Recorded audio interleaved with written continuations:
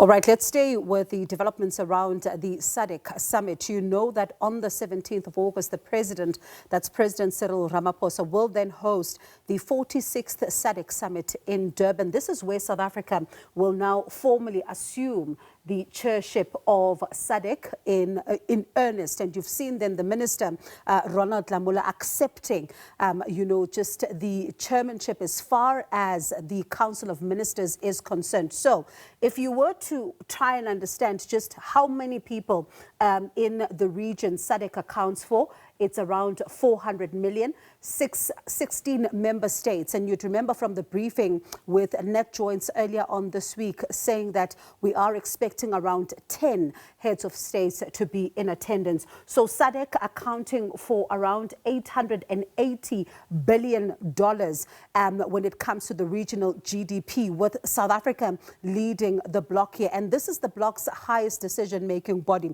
that sets around, strategic direction for regional cooperation as well as integration.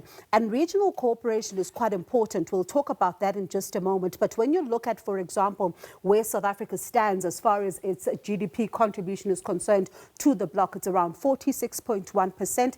It leads the regional GDP. And then you do have exports within the SADC region accounting for some $296 billion. And this is, of course, exports in 2024.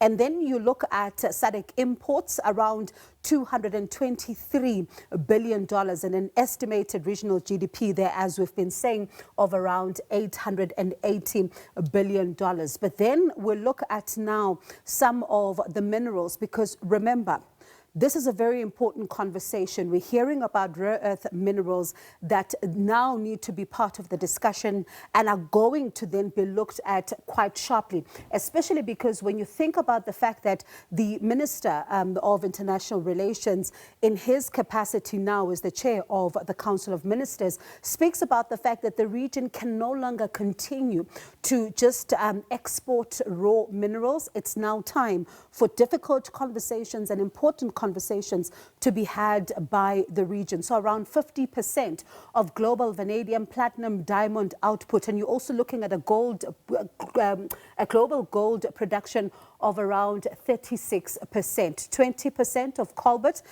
production, and you're looking at more value from refined minerals. And so then you come to some of the subject matters before we even get into just some of the challenges here. When you think about regional integration and cooperation as far as trade is concerned, there's been a lot of talk about infrastructure and how that remains a critical, challenge when it comes to making sure that the region is able to, just do business with itself and be able to integrate even more easier. Think about some of the time that some of the trucks, for example, spend at some of the borders. That in and itself becomes a challenge.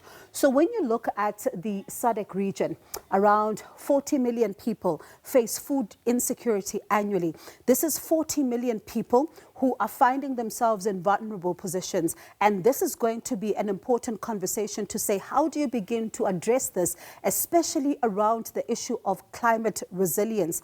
When you think about crops, for example, right now, there has to be a lot of focus for farmers when it comes to dealing with the impact of climate change as well. And then we talk about the issue of water.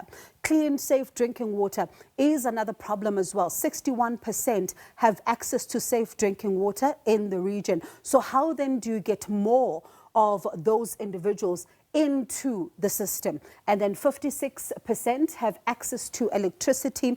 And that also speaks to another challenge of trade, for example, because how then do you begin to make sure that issues of energy are addressed so that you can then be able to integrate as a region a lot more easier. 30% target for manufacturing's GDP contribution by 2030.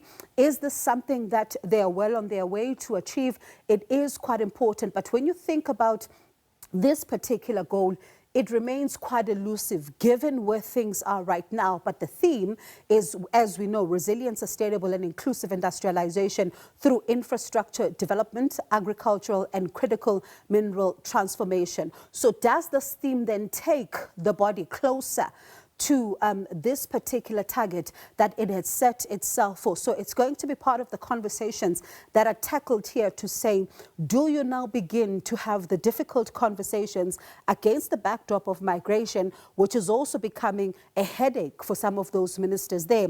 Can you dodge some of the difficult questions that must be answered as far as even that issue of migration, but also the issue of these 40 million individuals, for example, who are facing food insecurity annually, people who still do not have access to clean drinking water, people who don't have access to electricity? How do you even begin to have honest conversations about this? So as we've brought this for you, we're still going to be bringing you a lot more of the coverage as far as this SADC Summit is concerned, with the heads of state also going to be grappling with some of these issues.